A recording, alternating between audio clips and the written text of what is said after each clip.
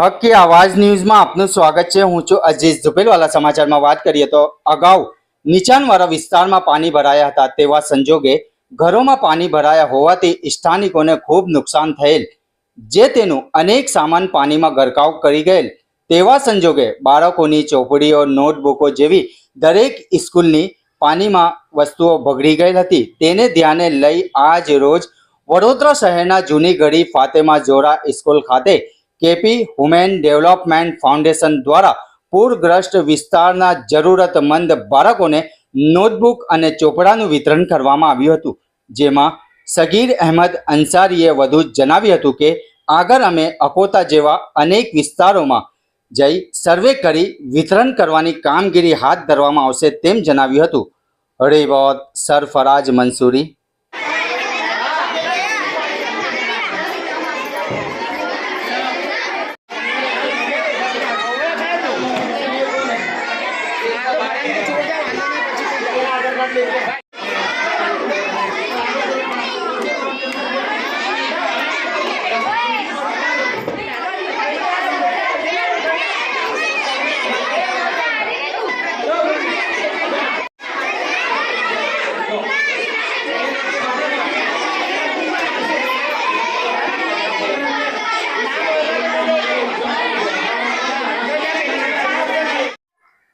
મારું નામ સગીર અહેમદ અંસારી છે। હું એસોસિએશન ઓફ મુસ્લિમ પ્રોફેશનલ, જે એક દેશની બહુ નામાંકિત સંસ્થા છે, એનું સ્ટેટ સેક્રેટરી છું ગુજરાત રાજ્યનું।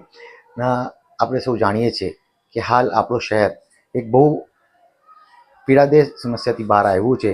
જે આપણે પૂર આવી હતી તો એમાં જે બાળકોનું નોટબુક ખોરવાઈ ગયું કે ધોવાઈ ગયું, એ લોકોની અમે અગાઉથી નોંધણી કરીને આજે ફાતેમા ઝોરા સ્કૂલ ખાતે કેપી હ્યુમેન ફાઉન્ડેશન દ્વારા વિતરણ કરી રહ્યા છે।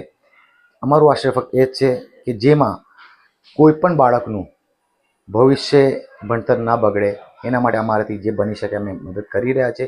ને એ બધા માટે ઓપન હતું, જે લોકોએ આમાં ફોર્મ અગાઉથી ભર્યું હતું એ લોકોને આજે વિતરણ કરી રહ્યા છે। જેમાં બાળવાડીથી લઈને કોલેજ જતા સુધી બાળકોને અમે વિતરણ કરીએ। ટોટલ સંખ્યા અમારી પાસે 1280 આવી હતી, જેમાં અમે ચકાસણી કર્યા બાદ અમને જે લોકો વ્યવસ્થિત લાગ્યા અને જે લોકો વેરીફાઈ થયા એ લોકોને આજ અહીં બોલાવવામાં આવ્યું છે।